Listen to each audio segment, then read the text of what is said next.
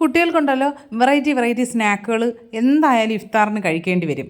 നമ്മൾ എത്രയൊക്കെ healthy snack എന്ന് പറഞ്ഞാലും അവർക്ക് ഇങ്ങനെയുള്ള എണ്ണയിൽ പൊരിച്ചെടുക്കുന്ന സാധനങ്ങൾ തന്നെയാണ് ഇഷ്ടം. അങ്ങനെ എളുപ്പത്തിൽ കുട്ടികൾക്ക് ഇഷ്ടപ്പെടുന്നൊരു ചിക്കൻ സ്നാക്ക് തയ്യാറാക്കിയെടുക്കാം. അതിനൊരു 200 ഗ്രാമോളം ബോൺലെസ് ചിക്കൻ ഞാൻ എടുത്തിട്ടുണ്ട്. അതിനെ കുക്കറിലേക്ക് ചേർത്ത് കൊടുക്കുക.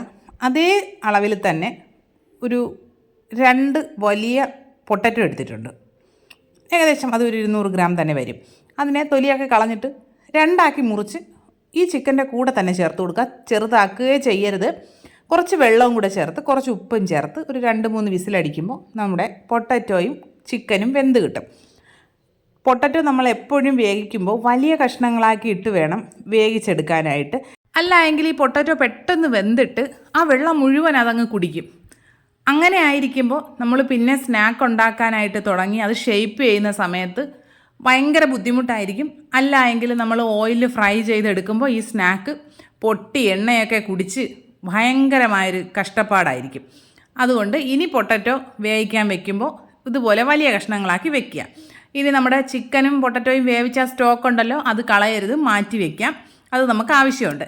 ഇനി ഈ ചിക്കൻ നമുക്ക് കൈ വെച്ചൊന്ന് പിച്ചിയിടാം. മിക്സിയിൽ അടിക്കേണ്ട കാര്യമില്ല. പൊട്ടറ്റോയും ഉടച്ച് വെക്കുക. ഇനി ഒരു പാൻ അടുപ്പിലേക്ക് വെച്ച് കൊടുത്തിട്ടുണ്ട്. അതിലേക്ക് ഒരു 1.5 ടേബിൾ സ്പൂണോളം വെളിച്ചെണ്ണ ചേർത്ത് കൊടുക്കുന്നുണ്ട്. എണ്ണ ചൂടായി വരുമ്പോഴേക്കും ഇതിൽ നമുക്കൊരു 4 അല്ലി വെളുത്തുള്ളി ചെറുതായിട്ട് അരിഞ്ഞതിനെ ചേർത്ത് കൊടുക്കാം. നമ്മളിതിലേക്ക് ഇഞ്ചി ചേർക്കുന്നില്ല. വെളുത്തുള്ളിയുടെ പേസ്റ്റും ചേർക്കണ്ട. വെളുത്തുള്ളി ഇങ്ങനെ അരിഞ്ഞ് ചേർക്കുന്നതാണ് നല്ല ടേസ്റ്റ്. ഇനി മീഡിയം സൈസ് 2 സവോള ചെറുതായിട്ട് അരിഞ്ഞെടുത്തിട്ടുണ്ട്. വലിയൊരു ക്യാരറ്റിനെയും അരിഞ്ഞെടുത്തിട്ടുണ്ട്. ഇതെല്ലാം ചെറുതായിട്ട് വേണം അരിഞ്ഞെടുക്കാൻ. ഇനി നമുക്ക് എണ്ണയിലേക്ക് വെളുത്തുള്ളി ചേർത്ത് കൊടുത്ത് അതിൻ്റെ ആ ഒരു പച്ച മണം ഒന്ന് മാറുന്നത് വരെ ഒന്ന് മിക്സ് ചെയ്യുക. ഇനി ഇതിലേക്ക് സവോള ചേർത്ത് കൊടുക്കുക. സവോളയും ചേർത്തിട്ട് ഒരുപാട് വഴറ്റി ബ്രൗൺ കളറാക്കുന്ന പരിപാടിയൊന്നുമില്ല. പെട്ടെന്ന് ഉണ്ടാക്കിയെടുക്കാൻ പറ്റുന്നൊരു സ്നാക്കാണ്. അപ്പോൾ നമുക്ക് ഒന്ന് മിക്സ് ചെയ്ത് കൊടുക്കാം. കുറച്ച് ഉപ്പ് ഇപ്പോൾ ഞാൻ ചേർത്ത് കൊടുക്കുന്നുണ്ട്. പിന്നെ നമുക്ക് ചിക്കൻ സ്റ്റോക്ക് ഇതിലേക്ക് ചേർക്കാനുള്ളതാണ്. നമ്മൾ ചിക്കൻ വേവിക്കാൻ നേരത്ത് ഉപ്പ് ചേർത്തിട്ടുള്ളത് കൊണ്ട് ചിക്കൻ സ്റ്റോക്കിൽ ഉപ്പുണ്ടാവും. അതൊന്ന് നോക്കിയിട്ട് വേണം ഇതിലേക്ക് ഉപ്പ് ചേർക്കാനായിട്ട്. ഞാനിപ്പോൾ ഒരു 1/4 ടീസ്പൂണോളം ഉപ്പ് ചേർത്ത് കൊടുക്കുന്നുണ്ട്. ആ ഉപ്പും കൂടെ ചേർത്തിട്ട് ഒന്ന് വഴറ്റി കഴിയുമ്പോൾ നമ്മുടെ സവാളയുടെ ആ ഒരു കളർ ചെറുതായിട്ടൊന്ന് ചേഞ്ച് ചെയ്ത് വരും. അപ്പോഴേക്കും നമുക്കിതിൽ ക്യാരറ്റ് ചേർത്ത് കൊടുക്കാം. ക്യാരറ്റും ചേർത്തിട്ട് ഒരു 5 മിനിറ്റൊക്കെ ഒന്ന് മിക്സ് ചെയ്തെടുക്കുമ്പോഴേക്കും ക്യാരറ്റ് കുക്കായി കിട്ടും. എല്ലാം നമ്മൾ ചെറുതായിട്ട് അരിഞ്ഞ് ചേർത്തിരിക്കുന്നത് കൊണ്ട് പെട്ടെന്ന് കുക്കായി കിട്ടും. ഈ സമയത്തൊക്കെ ഒരു മീഡിയം ഹൈ ഫ്ലെയിം തന്നെ വെച്ചേക്കാൻ ശ്രദ്ധിക്കുക. ഒരുപാടങ്ങ് എല്ലാം വെന്ത് കുഴഞ്ഞു പോകണ്ട. ഇതാ ഇപ്പോൾ ഏകദേശം റെഡി ആയിട്ടുണ്ട്. ഇനി നമുക്കിതിലേക്ക് മസാലപ്പൊടികൾ ചേർത്ത് കൊടുക്കാം. 1 teaspoon Kashmiri chilli powder, 3/4 teaspoon കുരുമുളക് പൊടി, 1/2 ടീസ്പൂൺ ഒറിഗാനോ ചേർക്കുന്നുണ്ട്. നിങ്ങൾക്ക് ഒറിഗാനോ ചേർക്കുന്നത് ഇഷ്ടമല്ല എങ്കിൽ അത് ഒഴിവാക്കിയിട്ട് ഒരു 1/2 ടീസ്പൂൺ ഗരം മസാല ചേർത്ത് കൊടുത്താൽ മതിയാകും. മുളക് പൊടിക്ക് പകരം പാപ്രിക്ക പൗഡർ ഉള്ളവരാണെങ്കിൽ അത് ചേർത്താലും മതിയാകും. ഞാനിപ്പോൾ നമ്മുടെ എല്ലാവരുടെയും കയ്യിലുള്ള സാധനമാണ് ചേർത്തിരിക്കുന്നത്. മസാലകളെല്ലാം ചേർത്തിട്ട് നന്നായിട്ട് മിക്സ് ചെയ്ത് അതിൻ്റെ പച്ചമണം എല്ലാം മാറി എന്ന് ഉറപ്പായതിന് ശേഷം ഇതിലേക്കൊരു 1.5 ടേബിൾ സ്പൂണോളം മൈദപ്പൊടി ചേർത്ത് കൊടുക്കുക. മൈദപ്പൊടി ചേർത്തിട്ട് ആ ഒരു മൈദപ്പൊടിയുടെ പച്ചമണം മാറുന്നത് വരെ നന്നായിട്ട് മിക്സ് ചെയ്തെടുക്കണം.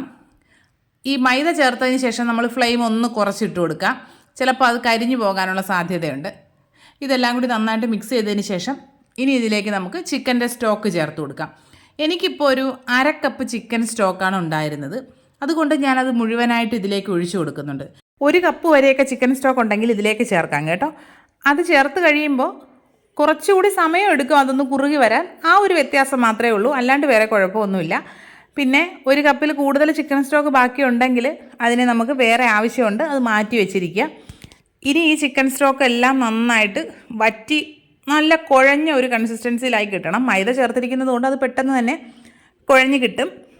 ഇപ്പോൾ ഏകദേശം ആ ചിക്കൻ സ്റ്റോക്കൊക്കെ വറ്റി റെഡിയായി വന്നിട്ടുണ്ട്. ഇനി നമുക്കിതിലേക്ക് നമ്മൾ പിച്ചി വെച്ചിരിക്കുന്ന ചിക്കനും ഉടച്ചു വെച്ചിരിക്കുന്ന ഉരുളക്കിഴങ്ങും ചേർത്ത് കൊടുത്ത് മിക്സ് ചെയ്തെടുക്കാവുന്നതാണ്. ചിക്കൻ ചേർത്ത് കൊടുക്കുക. ഒന്ന് മിക്സ് ചെയ്തതിന് ശേഷം ബാക്കി നമ്മുടെ ഉരുളക്കിഴങ്ങ് പൊടിച്ചതും കൂടി ചേർത്ത് കൊടുക്കാം. ഉരുളക്കിഴങ്ങ് കൂടി ചേർത്തിട്ട് എല്ലാം കൂടി നല്ലതുപോലെ യോജിക്കുന്ന തരത്തിൽ ഒരു സ്പാച്ചുല വെച്ചിട്ട് വേണം നമ്മൾ മിക്സ് ചെയ്തെടുക്കാനായിട്ട്.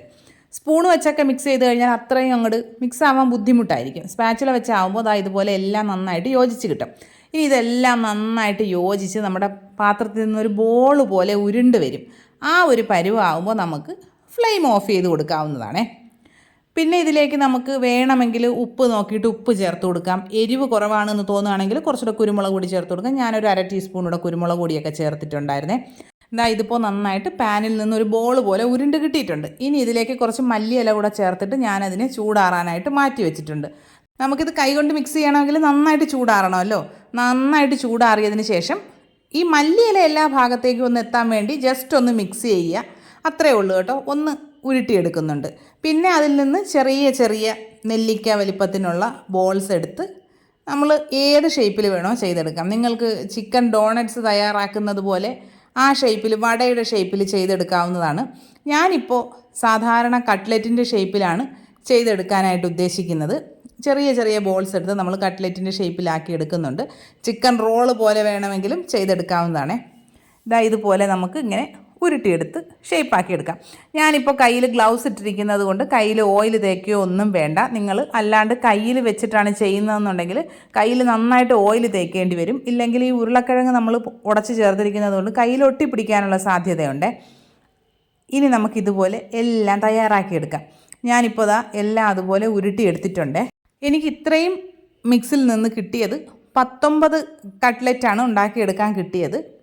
അതവിടെ ഇരിക്കട്ടെ. ഇനി നമുക്ക് വേറൊരു ബൗളിലേക്ക് ഒരു 1/4 കപ്പ് മൈദ ചേർത്ത് കൊടുക്കാം. അതിലേക്കൊരു 1/2 കപ്പോളം വെള്ളം ചേർത്തിട്ട് അതൊന്ന് നല്ല ലൂസായിട്ടൊന്ന് കലക്കിയെടുക്കാം. നിങ്ങളുടെ കയ്യിൽ ചിക്കൻ സ്റ്റോക്ക് ഉണ്ടെങ്കിൽ ഈ വെള്ളത്തിന് പകരം ചിക്കൻ്റെ സ്റ്റോക്ക് എടുത്താൽ മതിയാകുമേ. കട്ടകളൊന്നും ഇല്ലാണ്ട് നന്നായിട്ട് കലക്കി ഇപ്പോൾ എടുത്തിട്ടുണ്ട്. അതിനെ നമുക്കൊരു സൈഡിലേക്ക് മാറ്റി വയ്ക്കാം. പിന്നെ നമുക്ക് വേണ്ടത് ബ്രെഡ് ക്രംസ് ആണ്. നിങ്ങളുടെ കയ്യിൽ റസ്കിൻ്റെ പൊടി ഉണ്ടെങ്കിൽ അതായാലും കുറച്ചുകൂടി നല്ലതാണ് കേട്ടോ. അതാകുമ്പോൾ കുറേ കൂടി ക്രിസ്പ്നെസ് കിട്ടും. ഇനി നമ്മൾ ഷേപ്പ് ചെയ്ത് വെച്ചിരിക്കുന്ന ഓരോ കട്ട്ലറ്റും എടുത്ത് നമ്മുടെ മൈദയുടെ ബാറ്ററിലൊന്ന് മിക്സ് ചെയ്യുക. ബ്രെഡ് ക്രംസിൽ കോട്ട് ചെയ്യുക. നിങ്ങൾക്ക് മൈദയുടെ ബാറ്ററിന് പകരം വേണമെങ്കിൽ മുട്ട പൊട്ടിച്ചൊഴിച്ച് അതിൽ കുറച്ച് ഉപ്പും കുരുമുളക് പൊടിയും ഇട്ട് ഇതുപോലെ അടിച്ചെടുത്തിട്ട് അതിൽ മുക്കിയിട്ട് വേണമെങ്കിലും ബ്രെഡ് ക്രംസിൽ റോൾ ചെയ്യാം. പക്ഷേ മുട്ടയിൽ മുക്കുമ്പോൾ കുറച്ചുകൂടി എണ്ണയൊന്ന് അബ്സോർബ് ചെയ്യാനുള്ളൊരു ടെൻഡൻസി കൂടുതലാണ്. അതുകൊണ്ട് മൈദയിൽ മുക്കുന്നതാണ് കുറച്ചുകൂടി എണ്ണ കുടിക്കാതിരിക്കാനുള്ളൊരു വഴി. ഇപ്പോൾ നമ്മളിവിടെ ബ്രെഡ് ക്രംസിൽ റോൾ ചെയ്തെടുത്തിട്ടുണ്ട്. എല്ലാം നമുക്ക് ഇതുപോലെ തന്നെ ചെയ്തെടുക്കാവുന്നതാണ്. ഇതുപോലെ ചെയ്തെടുത്തതിന് ശേഷം നമുക്കിത് ഫ്രീസറിൽ വെക്കാം. ഒരു 10 മിനിറ്റെങ്കിലും ഒക്കെ ഒന്ന് ഫ്രീസറിൽ വെച്ച് കഴിഞ്ഞാൽ നല്ലതാണ് കേട്ടോ. നമ്മുടെ ഈ സ്നാക്ക് എണ്ണയിലേക്കിടുമ്പം പൊട്ടിപ്പോകാതെയൊക്കെ നല്ല അടിപൊളിയായിട്ട് ഫ്രൈ ചെയ്തെടുക്കാൻ പറ്റും. ഞാനിതിൽ നിന്ന് കുറച്ചെടുത്തിട്ട് ബാക്കി ഒരു കണ്ടെയ്നറിലാക്കി ഫ്രീസറിൽ വെക്കുകയാണ് ചെയ്യുന്നത്.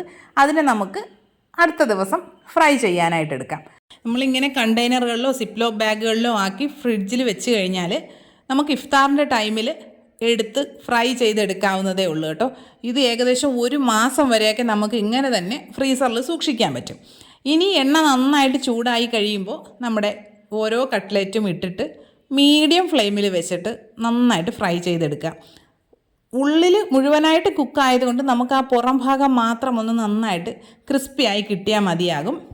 അതുകൊണ്ട് ഒരുപാട് ഫ്ലെയിം കുറച്ചിടണമെന്നൊന്നുമില്ല കേട്ടോ. ഇപ്പോൾ നമ്മുടെ സ്നാക്ക് റെഡി ആയിട്ടുണ്ട്. നമുക്ക് കോരിയെടുക്കുന്ന സമയത്ത് ഫ്ലെയിം കൂട്ടിയിട്ടിട്ട് വേണം അതിൽ നിന്ന് കോരിയെടുക്കാനായിട്ട്. ഇനി നമുക്ക് എല്ലാം ഇതുപോലെ ഫ്രൈ ചെയ്തെടുക്കാവുന്നതാണേ. നല്ല അടിപൊളി ടേസ്റ്റാണ് കേട്ടോ. എല്ലാ കൂട്ടുകാരും ട്രൈ ചെയ്ത് നോക്കണം. നല്ല ടേസ്റ്റാണ്.